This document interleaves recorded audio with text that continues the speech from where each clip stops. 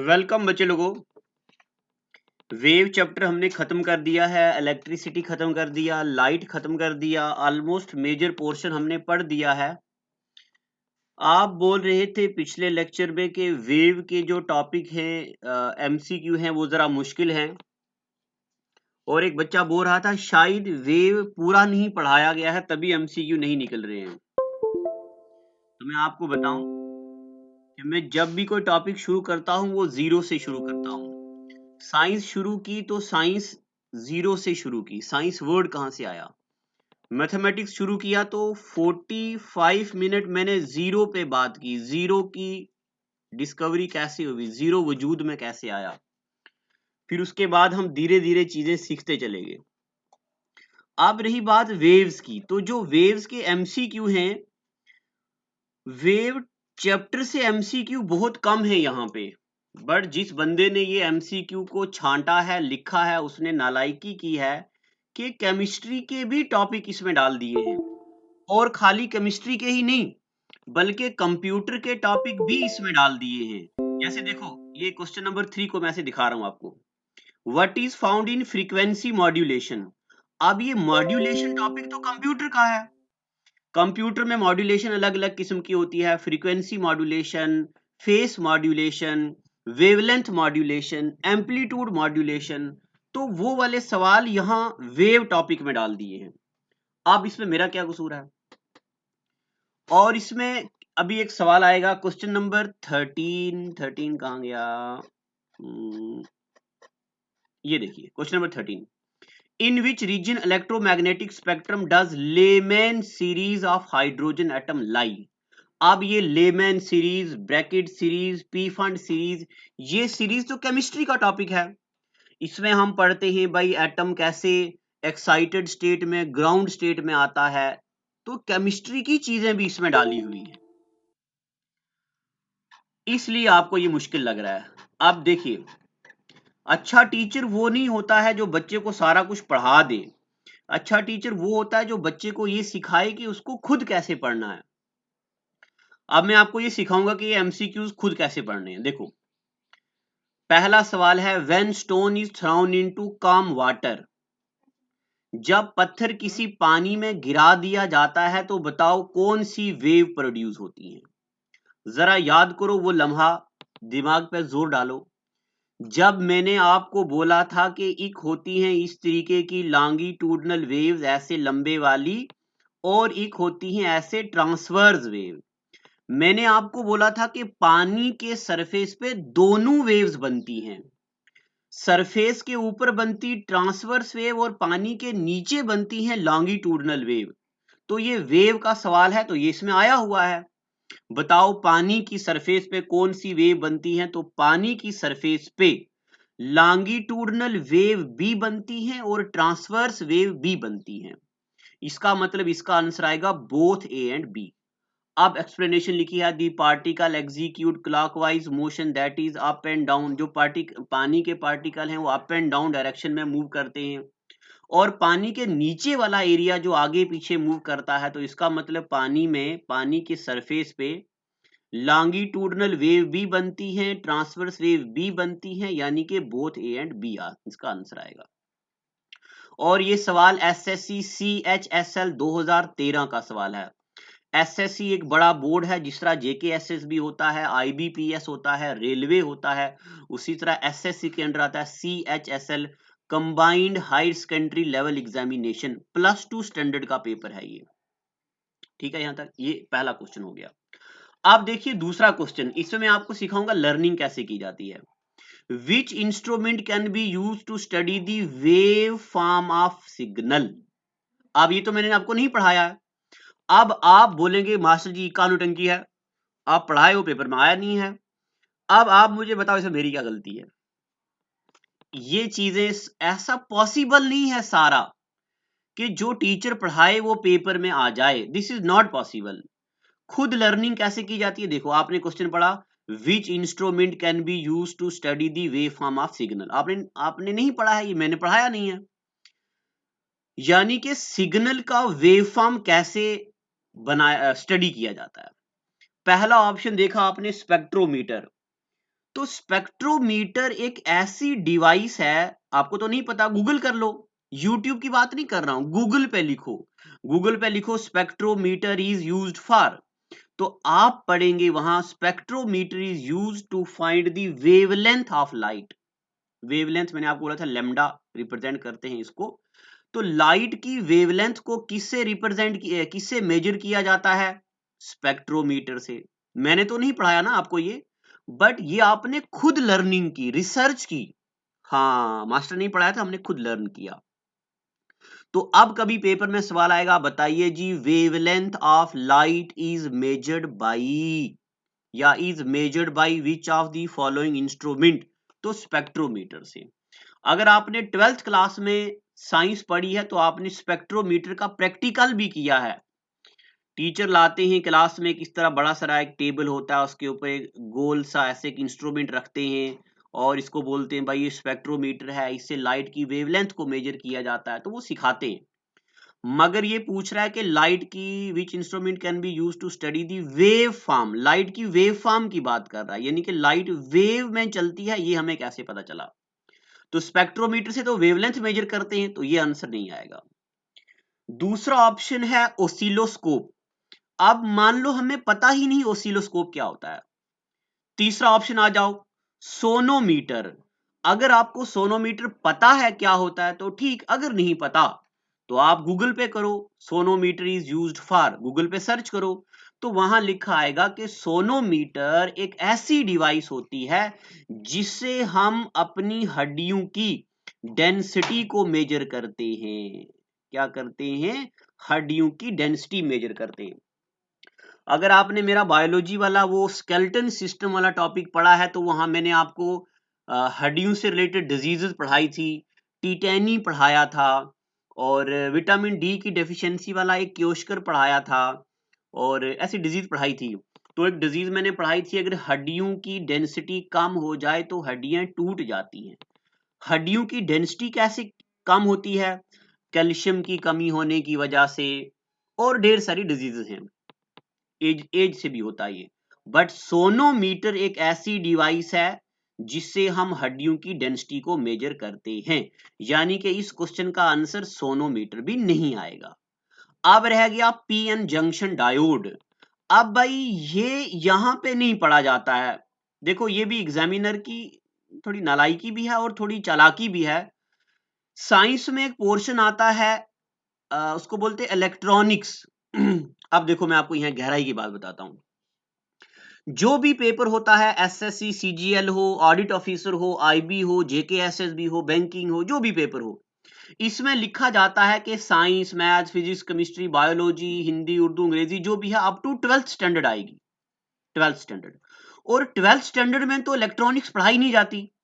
Electronics तो engineering में पढ़ाई जाती है, इलेक्ट्रॉनिक्स तो एमएससी में पढ़ाई जाती है। इलेक्ट्रॉनिक्स में हम पढ़ते हैं जंक्शन डायोड क्या होता है, या थोड़ा थोड़ा आपने 12th क्लास में पढ़ा है, एनपीएन डायोड, पीएनपी डायोड, फिर डायोड क्या होता है, या जब मैंने आपको इलेक्ट्रिसिटी चैप्टर पढ़ाया था तो तब मैंने आपको बताया होगा शायद डायोड के बारे में। तब मैंने आपको बताया होगा कि ऐसे वेव को, नेगेटिव हाफ ऑफ वेव को कट किया जाता है एक डिवाइस से, उसको बोलते हैं डायोड। तो diode is used to purify the current, ये मैंने वहां आपको पढ़ाया था। मंदिर मस्जिद के बाहर जो छोटी लड़ियां होती हैं, छोटी छोटी, वो टिम टिम टिम करती हैं, that is because of diode, क्योंकि ये एक करंट काटा जाता है। तो जंक्शन डायोड का भी इसमें कोई रोल नहीं है। 3 ऑप्शन हमें पता चल गए, चौथा ऑप्शन ऑब्वियसली वही आंसर होगा। ठीक है, यहां से आज आप नोट भी लिख दो कि oscilloscope is an instrument which is use to study the wave form of signal, के सिग्नल का वेव कैसा है, किससे स्टडी किया जाता है? ओसिलोस्कोप से। अब लर्निंग यहीं पे रुक नहीं जाती है, गूगल में सर्च करो, ओसिलोस्कोप वाज इन्वेंटेड बाई, किसने इन्वेंट किया? अब देखो सवाल तो हमने एक पढ़ा है ना, इसको मैं अरेज करता हूं, क्वेश्चन हमने एक पढ़ा है, बट ज्ञान देखो हमें कितना हो गया। भाई स्पेक्ट्रोमीटर एक ऐसी डिवाइस होती है जिससे लाइट की वेवलेंथ मेजर करते हैं। सोनोमीटर ऐसी डिवाइस होती है जिससे हड्डियों की डेंसिटी मेजर करते हैं। पीएन जंक्शन डायोड ये अलग चीज होती है।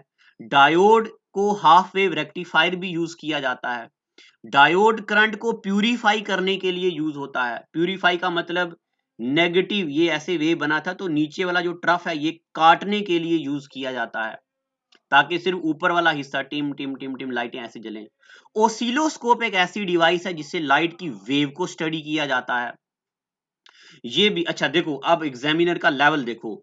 2014 का एमटीएस का सवाल है। एमटीएस होता है मल्टीपल टेक्निकल सर्विस होती है, और इसको एसएससी की 4th क्लास सर्विस माना जाता है।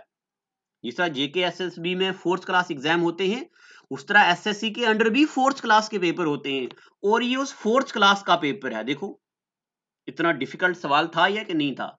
तो हमने ये चीजें देखी। अब देखो यहाँ पे आंसर ऑप्शन में लिखे हुए हैं, an oscilloscope is an instrument which displays the electronic signal in form of wave form on a screen.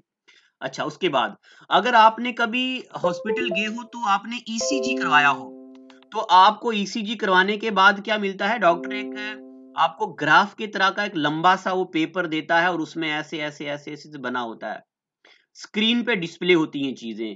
या अगर आप ग्रुप में देखते हो तो कल मैंने अपने ग्रुप में एक डाला था, फोटो डाला था, तो वो ओसिलोस्कोप होता है, देख लेना। उसको देखने से चीजें ज्यादा याद रहती हैं। और एक बात और बताता हूं आपको, जब आप गूगल में ओसिलोस्कोप सर्च करोगे, वहां पे ऊपर जाना, वहां लिखा होता है वेब इमेज एड्रेस ढेर सारा, वहां पे इमेज पे जाना।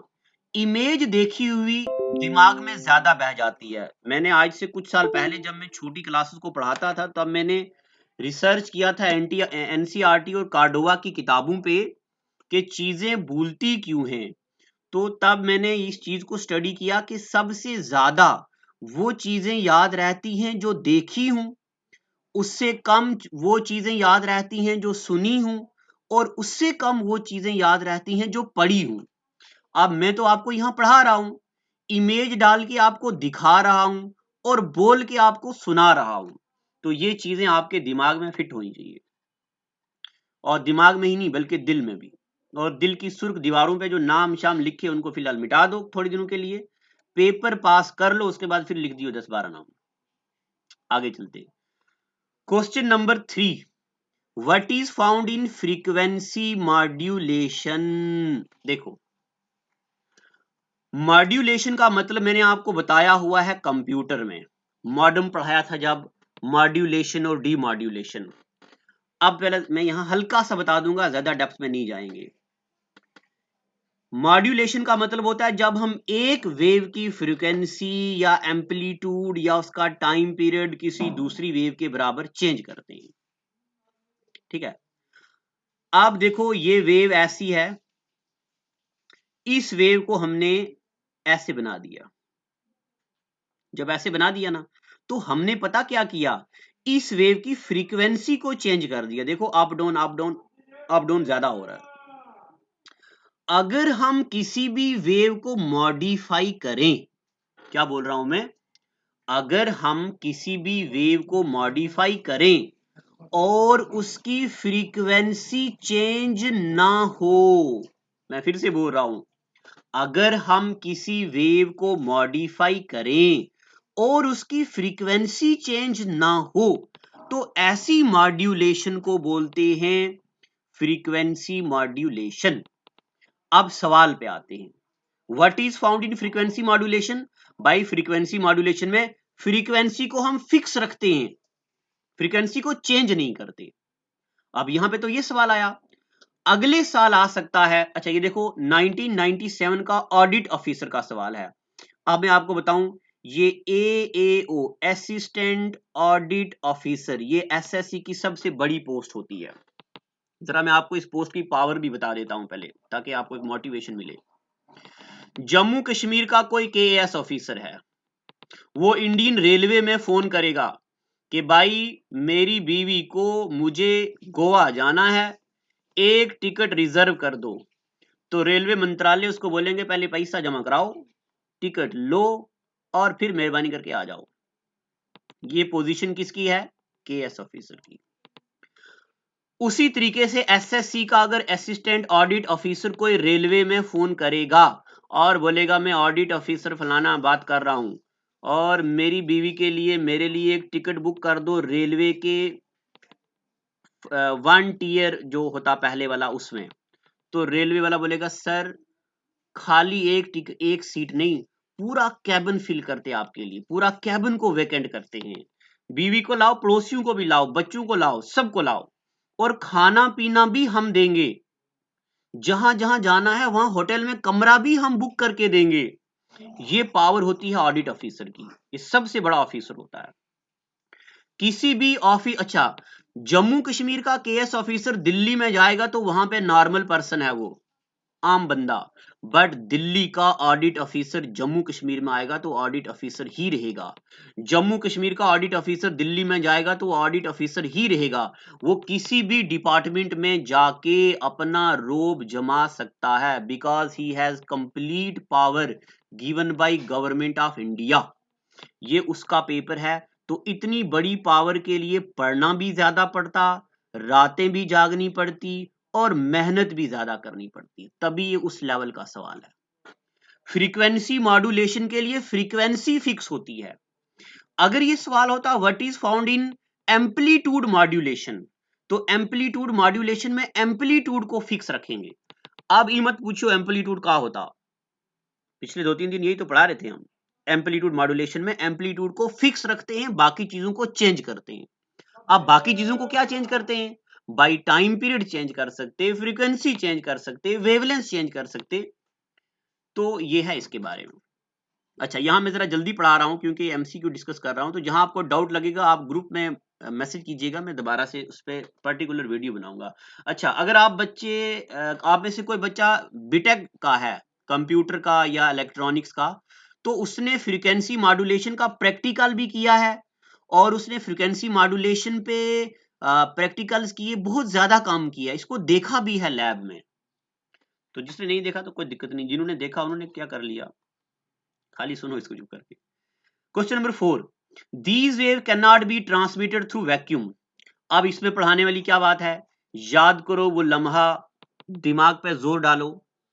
जब मैंने आपको पढ़ाया था कि वेव्स दो किस्म की होती हैं, एक मैकेनिकल वेव्स और दूसरी नॉन मैकेनिकल वेव्स, और non mechanical waves are also known as electromagnetic waves.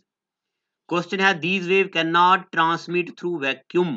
कौन सी वेव है जो वैक्यूम से नहीं चल सकती? लाइट, सूरज की रोशनी जमीन पे आती है, इसका मतलब ये वैक्यूम से ट्रांसफर कर सकती है। हीट, सूरज की हीट जमीन तक आती है, क्योंकि ये वैक्यूम को ट्रांसफर कर सकती है, यानी कि वैक्यूम का मतलब ये हमारी अर्थ है, ये ट्रापोस्फेयर, स्ट्रेटोस्फेयर, मीजोस्फेयर, थर्मोस्फेयर, एक्सोस्फेयर, इसके ऊपर आइनोस्फेयर, फलाना डिमका करते करते करते यहाँ पे तो वैक्यूम है, यहाँ पे तो कोई मीडियम नहीं है, तो यहाँ से सूरज की लाइट भी आती है, हीट भी आती है। इसका मतलब लाइट वेव भी वैक्यूम से ट्रेवल करती है, हीट भी वैक्यूम से ट्रेवल करती है। और इलेक्ट्रोमैग्नेटिक वेव तो मैंने आपको बताया है, वो वाली वेव्स जो मीडियम पे डिपेंड नहीं करती। याद है ना आपको, मैंने आपको पढ़ाया था ऐसे करके, rich man in London uses extra gold coin, radio wave, microwave, infrared wave, और infrared wave, ultraviolet wave, x-ray, gamma ray, cosmic wave, these all are electromagnetic waves। और इलेक्ट्रोमैग्नेटिक वेव वैक्यूम को ट्रांसफर, वैक्यूम से चल सकती हैं, transmit कर सकती हैं। एक रह गया साउंड वेव। अगर हम चांद पे जाएंगे तो मैं बोल रहा हूं और आपको सुनाई नहीं देगा। अब इमेजिन करो, आंख बंद करो, हम सब लोग चांद पे चल रहे हैं, मैं बोल रहा हूं, आपको आवाज आ रही कि नहीं आ रही? नहीं आ रही, चलो बहुत अच्छी, बढ़िया। तो साउंड वेव जो है ये वैक्यूम से ट्रांसफर नहीं कर सकते। अब नीचे एक्सप्लेनेशन लिखी हुई है, पढ़ते जाओ। Question number 5, stationary waves are formed by, stationary waves is formed by. अब मैं आपको एक बात बताता हूं, ये तो मैंने आपको नहीं पढ़ाया है ना, तो मुझे पता है। मान लो एक गाड़ी, आप यहां पे एक गाड़ी पे जा रहे हो बहुत स्पीड में, या अगर आपने कभी ट्रेन पे बैठे हो तो आपको ये एक्सपीरियंस ज्यादा रहा होगा। आप ट्रेन पे जा रहे हो, इधर ऑपोजिट साइड से कोई ट्रेन आ रही है, इस साइड चल रही है इधर, तो आपकी स्पीड, अगर मान लो इस गाड़ी की स्पीड 120 किलोमीटर पर आवर है और इसकी भी 120 किलोमीटर पर आवर है, आप जो इस ट्रेन पे बैठे हो आपको ये वाली ट्रेन रुकी हुई दिखेगी, और जो इस ट्रेन पे बैठे हैं उनको ये वाली ट्रेन रुकी हुई दिखेगी। एक दूसरे के मुताबिक सबको स्टेशनरी लगेगा। क्यों? दोनों की स्पीड बराबर है। इसी तरीके से जब एक वेव इस डायरेक्शन में चलती है आगे की तरफ, और दूसरी वेव इस डायरेक्शन में चलती है ऑपोजिट डायरेक्शन, ऑपोजिट यहां पे, और अगर दोनों की फ्रीक्वेंसी एक हो, मैं क्या बोल रहा हूं, दोनों की फ्रीक्वेंसी एक हो, तब उन वेव्स को हम बोलते स्टेशनरी वेव्स। एक्चुअली में वो स्टेशनरी नहीं होती हैं, बट एक दूसरे को स्टेशनरी दिखती हैं क्योंकि उनकी फ्रीक्वेंसी एक जैसी होती है। तो अब मैं डायरेक्ट आंसर पे आता हूं। Stationery waves is formed by two waves of same frequency travelling in opposite direction. Direction opposite होनी जरूरी है, और स्टेशनरी तभी बोलते क्योंकि उनकी फ्रीक्वेंसी एक जैसी होती है। आप नीचे एक्सप्लेनेशन लिखी है, पढ़ते रहिएगा। आप क्या करो, इन पेजेस को फोटोस्टेट मत कराओ। अभी आप जाओगे दुकान पे फोटोस्टेट करवाने के लिए तो वो आपको एक पेज के 5-6 रुपए चार्ज करेगा, फिर अगले हफ्ते जाओगे, करते करते ढेर सारे बन जाएंगे। इन चीजों को आप सिर्फ सुनो और पढ़ो, मोबाइल में ही रहने दो। जब कभी जम्मू आओगे तो हमारे हेड ऑफिस में आइएगा, चाहे बख्शीनगर आओ, चाहे कनाल रोड आओ, चाहे अगर आप में से कोई बच्चा कठुआ वाली साइड है तो वहां हमारा हेड ऑफिस खुल रहा है बहुत जल्दी, तो वहां से ले लो। अगर नहीं तो जब पूरा टॉपिक खत्म हो जाएगा तो हम आपको पूरी पीडीएफ दे देंगे, एक ही बार पूरी बुक देंगे, तो एक ही बार निकाल लो। बार बार दुकान पे जाने की जरूरत नहीं है, टाइम मत वेस्ट करो।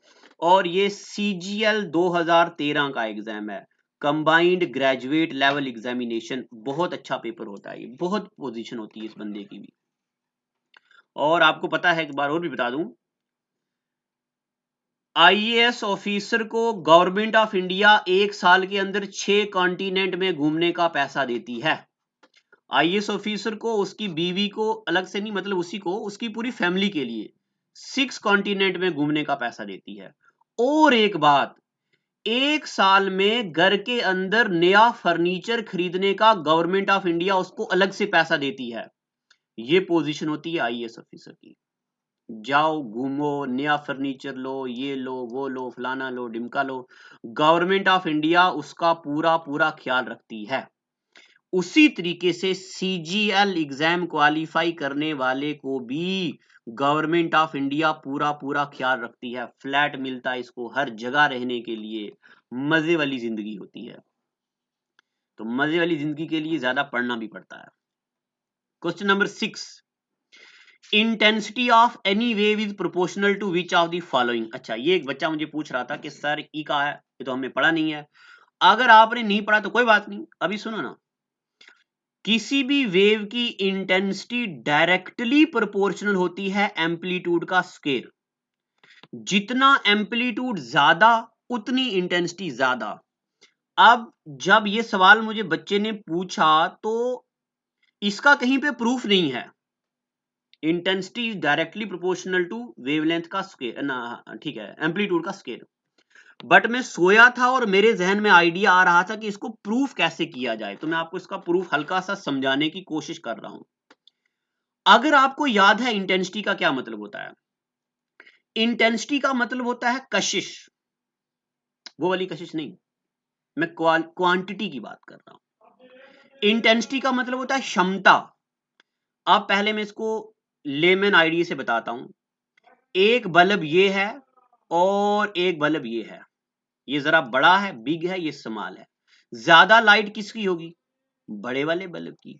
तो हम बोलेंगे बड़े बल्ब की इंटेंसिटी ज्यादा है, बड़े बल्ब की इंटेंसिटी ज्यादा है। अब साइंटिफिक एग्जांपल बता रहा हूं। ये एक ऐसा एरिया है जिसकी लेंथ भी 1 मीटर है और विड्थ भी 1 मीटर है, यानी कि it is area of unit length and unit width, unit area इसका। 1 सेकंड के अंदर कितनी लाइट परपेंडिकुलर पड़ती हैं, कितनी रेज ऑफ लाइट परपेंडिकुलर पड़ती हैं, उस लाइट के अमाउंट को बोलते हैं हम इंटेंसिटी। ये मैंने आपको पढ़ाया हुआ है पहले से। अब जरा देखो, वेव ये है, मैं दो बनाता हूं, एक वेव ये बनाता हूं और एक वेव ये बनाता हूं। अब आप मुझे ये बताओ, इन दोनों वेव्स में से ज्यादा परपेंडिकुलर कौन सी है, पहले वाली या दूसरे वाली? देखो ये यहां से बेंड है, ये देखो खड़ी वाली वेव है, तो जो वेव खड़ी होती है ना वो ज्यादा रेज ऑफ लाइट परपेंडिकुलर डालती है। ये मेरा आइडिया, ये मैंने किसी बुक से नहीं पढ़ा है, किसी टीचर से नहीं पढ़ा, ऐसे मैंने जनरेट किया खुद से सोए हुए। जितनी चीजें ये खड़ी हैं उतनी ज्यादा परपेंडिकुलर रेज आ रही हैं। देखो ये ज्यादा परपेंडिकुलर, ये ज्यादा परपेंडिकुलर, ये देखो ये ज्यादा परपेंडिकुलर है, यानी कि ज्यादा वर्टिकल है ये। और जितनी वेव का एम्पलीट्यूड बड़ा होगा, अब देखो इसका एम्पलीट्यूड छोटा है ना और इसका एम्पलीट्यूड देखो बड़ा है ना। अब भाई ये मैंने आपको चैप्टर पढ़ा दिया है, अब ये मत पूछना एम्पलीट्यूड क्या होता है, मेहरबानी करना जरा थोड़ी सी मेरे पे। तो जिसका ज्यादा एम्पलीट्यूड होगा वो वेव ज्यादा इंटेंसिटी वाली होगी। तो higher the amplitude higher the intensity, इसका मतलब इंटेंसिटी डिपेंड करता है एम्पलीट्यूड के ऊपर। ठीक है, अब इसका एक्सप्लेनेशन वहां लिखी हुई है, जरा पढ़ लिएगा। अब हम आते हैं अगले क्वेश्चनों की तरफ। अच्छा वो गया, अब आगे देखो, reverse effect of X ray emission is. सबसे पहले तो आपको पता होना चाहिए एक्सरे एमिशन क्या होता है। अब एक बात मैं ये भी बता दूं, ये भी इस बंदे ने नालायकी किया हुआ है कि ये एक्सरे एमिशन तो हम पढ़ते हैं केमिस्ट्री में। केमिस्ट्री में मैं आपको बताऊंगा एक्स रेज कैसे इन्वेंट हुई, उसने जे थॉमसन का मॉडल क्या था, बोहर मॉडल ऑफ एटम क्या था, उस पे ये वेव्स निकली हुई हैं। तो जरा सुनिएगा, पहले मैं एक्सप्लेनेशन पढ़ता हूं।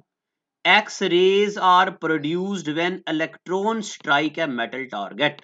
देखो ये रेड कलर का कोई मेटल की कोई शीट बना दी है, ठीक है, इस पे इलेक्ट्रॉन को स्ट्राइक किया जा रहा, electron electron electron electron electron electron आ रहे बहुत ज्यादा इलेक्ट्रॉन आ रहे।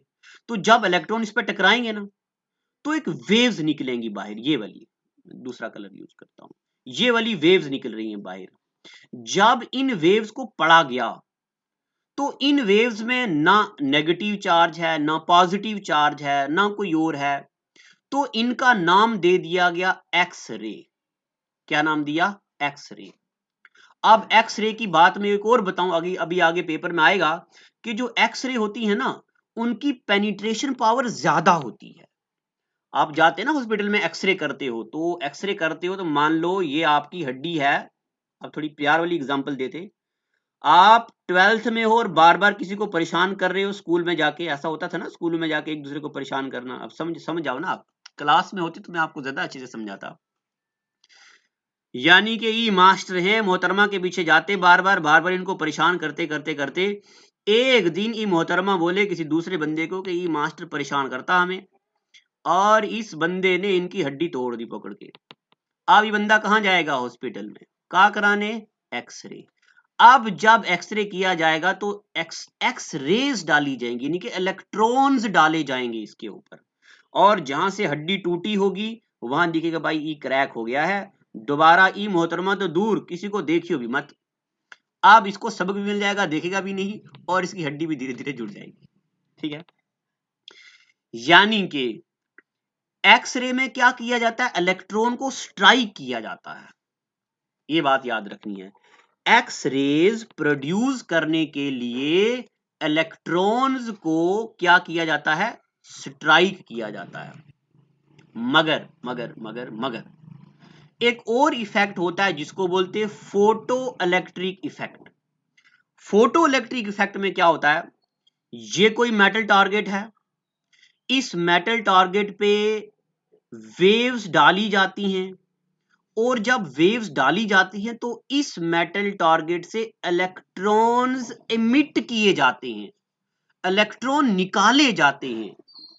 आपने 12th क्लास में पढ़ा होगा, ये फोटो इलेक्ट्रिक इफेक्ट बोलते हैं इसको।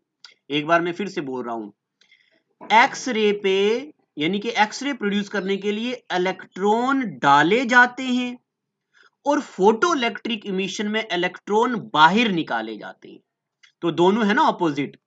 अब आते क्वेश्चन पे, the reverse effect of X ray emission is, X ray में इलेक्ट्रॉन्स क्या किए जाता है, डाला जाता, फोटो इलेक्ट्रिक इफेक्ट में इलेक्ट्रॉन निकाला जाता बाहर, while in photoelectric effect electrons are emitted when incident radiation of suitable frequency falls on the metal target। Photo electric effect में इलेक्ट्रॉन्स एमिट किए जाते हैं और एक्सरे प्रोड्यूस करते वक्त इलेक्ट्रॉन को स्ट्राइक किया जाता है, यानी कि इलेक्ट्रॉन को फेंका जाता है। यहां तक पता चल गया आपको। चलिए अब चलते हम आगे देखो question number 8, which of the following wave can not be polarised. अब पोलराइजेशन के बारे में मैंने आपको पढ़ाया हुआ है। पोलराइजेशन का मतलब होता जब हम इलेक्ट्रिक कंपोनेंट या मैग्नेटिक कंपोनेंट में से एक कोई कंपोनेंट पीछे रखते हैं और आगे जो वेव होती उसको बोलते हैं पोलराइज्ड वेव।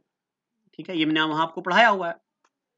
अब देखिए कहता है इनमें से कौन सी वेव ऐसी हैं जो विच of the following waves can not B, जिनको हम पोलराइज नहीं कर सकते। देखो रेडियो वेव को हम पोलराइज कर सकते हैं, ultraviolet which are the following waves can not be polarised, जिनको पोलराइज नहीं कर सकते। पहले मैं एक्सप्लेनेशन पढ़ता हूं। Ultrasonic waves are sound waves, as sound wave or longitudinal wave they cannot be polarized because, अच्छा जितनी भी longitudinal waves होती है ना ऐसे लंबे वाली जिसमें compression rarefaction बढ़ता है, longitudinal wave को हम polarize नहीं कर सकते, सिर्फ transverse wave को हम polarize कर सकते हैं। रेडियो वेव ट्रांसवर्स वेव होती हैं, इंफ्रारेड वेव ट्रांसफर वेव होती हैं, अल्ट्रावायलेट वेव ट्रांसवर्स वेव होती हैं, बट अल्ट्रासोनिक वेव याद है ना, मैं आपको जब मैंने ऑडिबल रेंज, अल्ट्रासोनिक, अल्ट्रावायलेट पढ़ाया था तो ये सारी होती हैं transverse wave, I am sorry longitudinal wave.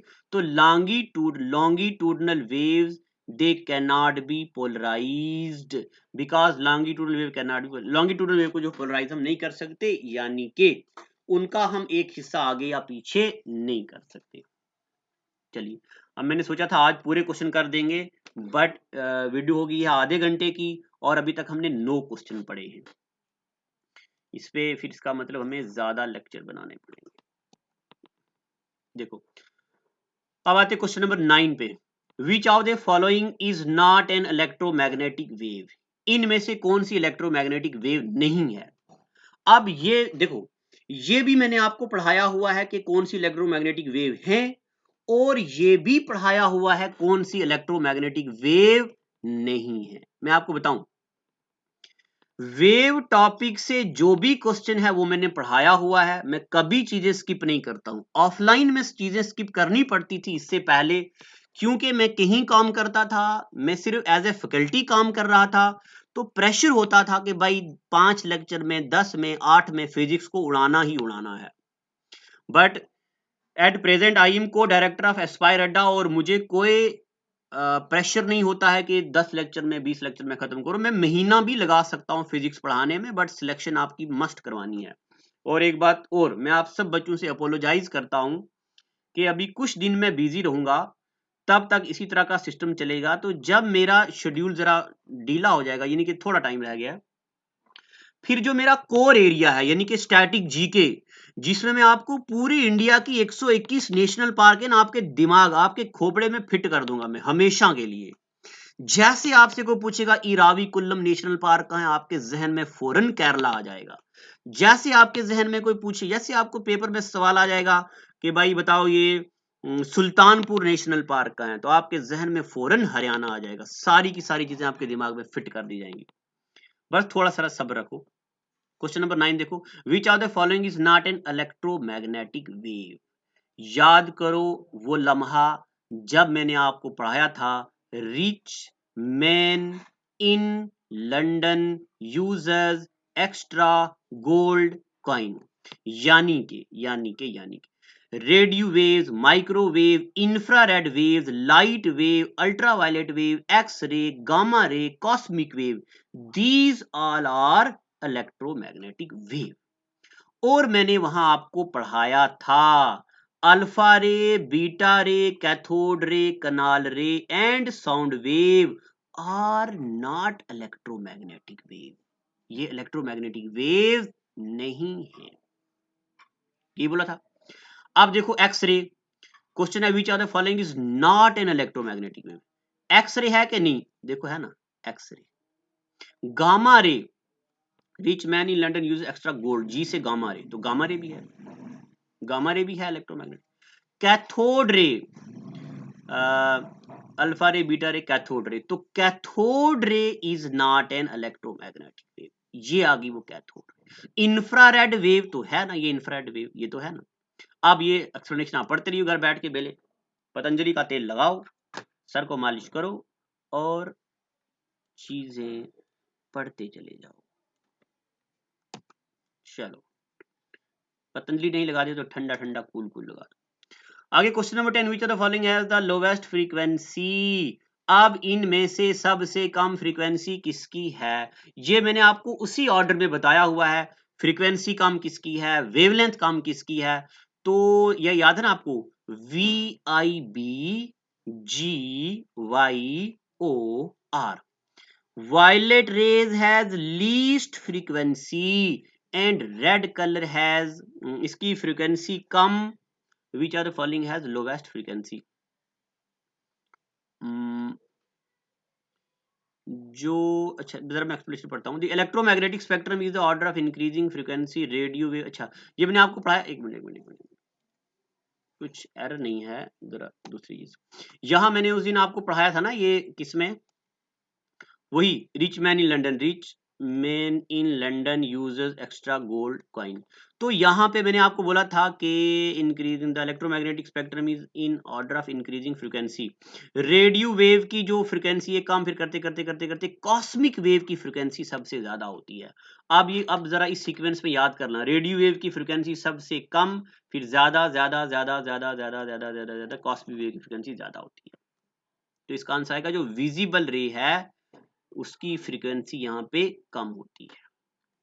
Question number 11, every hot object emits. अच्छा ये क्वेश्चन नंबर 11 मैंने JKSSB में बड़ी बार देखा है, और मैंने ये भी देखा है कि बच्चे इसका आंसर अल्ट्रा वायलेट रेज करते हैं।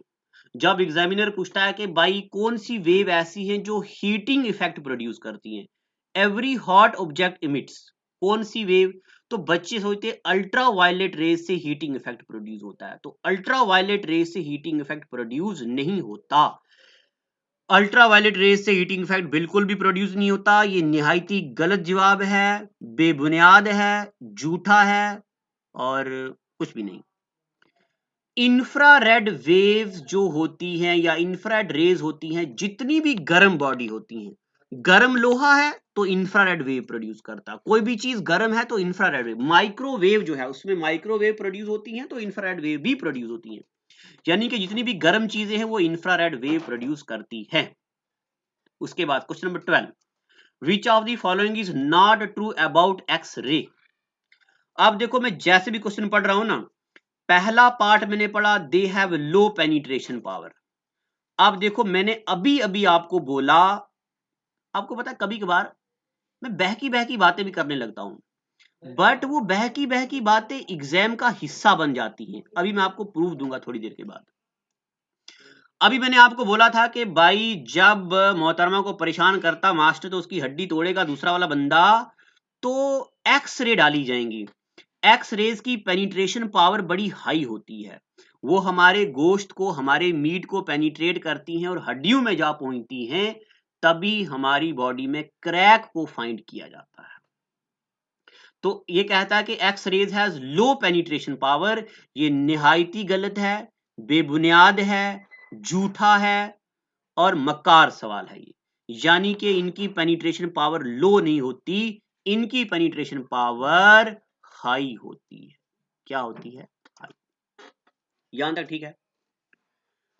अब आज के एपिसोड में हो गया। अच्छा तो मैं आपसे बता रहा था कि कभी कभार मैं पढ़ाते पढ़ाते बहकी बातें करता हूं तो वो पेपर का सवाल होता है। एक बार हम ऑफलाइन क्लास पढ़ा रहे थे और हम बच्चों को पढ़ा रहे थे कि गांधी को गांधी को बापू किसने कहा था पहली बार? अब आप बोल रहे हो मास्टर जी का सटिया गए हो का, फिजिक्स पढ़ा रहे हो, गांधी का डिस्कस कर रहे हो, तो बता रहे ज्ञान बांट रहे हैं फ्री का। गांधी को पहली बार बापू किसने बोला था? तो मैं आपको बताऊं, एक बंदा है जिसका नाम है सुभाष चंद्र बोस, और एक बंदा है जिसका नाम है पत्ता भाई।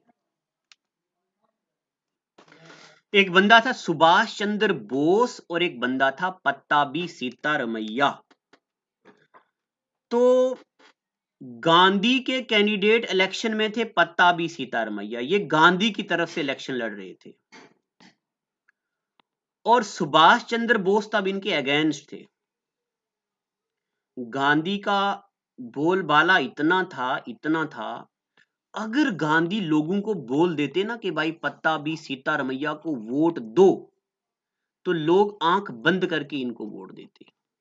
मगर गांधी ने पता क्या कहा कि भाई अगर आपको लगता है कि ये पत्ताभी सीतारमैया ठीक हैं तो इनको वोट दो, अदरवाइज सुभाष चंद्र बोस को वोट दो। तो लोगों ने वोट सुभाष चंद्र बोस को दिए और ये जीत गए। जब सुभाष चंद्र बोस जीते ना, तो इन्होंने गांधी को कहा, सर आज मैं ये बात मान गया हूं कि आप बापू हैं पूरे हिंदुस्तान के, फादर जैसी आपके अंदर मतलब बाप जैसी शफकत है आपके अंदर। अब ये मुझे पता नहीं कि थी या नहीं, बट ऐसे बोला इन्होंने। तो सुभाष चंद्र बोस ने गांधी को पहली बार बापू बोला था। एक तो ये ज्ञान मैंने आपको बांटा फ्री में। Who called Gandhi first time Bapu? तो सुभाष चंद्र बोस। अब मैं आपको बताता हूं एक और बात। पोस्ट ऑफिस 2015 में जेकेएसएसबी के पोस्ट ऑफिस के फॉर्म लगे थे, 15, 16, 17, 18। 2018 में पेपर हुआ था। देखा क्या सर्विस है, वाह। कुछ बच्चे तो बेचारे एवरेज हो गए होंगे इसके बीच में। 2015 में फॉर्म लगा था, 2018 में पेपर हुआ था। उसमें पूछा गया हुआ था कि भाई 1937 के जो इलेक्शन हुए थे उसमें गांधी का कैंडिडेट कौन था? तो उसमें गांधी का कैंडिडेट कौन था? पत्ताभी सीतारमैया। पता चल गया आपको? इस सवाल पेपर में आया हुआ था। जरा 2018 का पोस्ट ऑफिस का पेपर उठाओ, वो चिल्लाह चिल्लाह के इस बात की गवाही देगा कि ई मास्टर जो बात कहता बिल्कुल सही बोलता, ये बिल्कुल 100 आने बात सही बोल रहा है इस वक्त। तो ये कभी कभार पेपर में ऐसी चीजें आती हैं। तो अच्छा, आज हमने किए हैं 12 क्वेश्चंस। तो कल अगले एपिसोड में जरा मैं वीडियो और लंबा कर दूंगा, तो शायद आपको बोर ना लगे। तो कल मैं इसको पूरा कंप्लीट कर दूंगा, तो फिर हम कुछ नई चीजें पढ़ेंगे। आज के लिए इतना ही। Thank you and God bless you.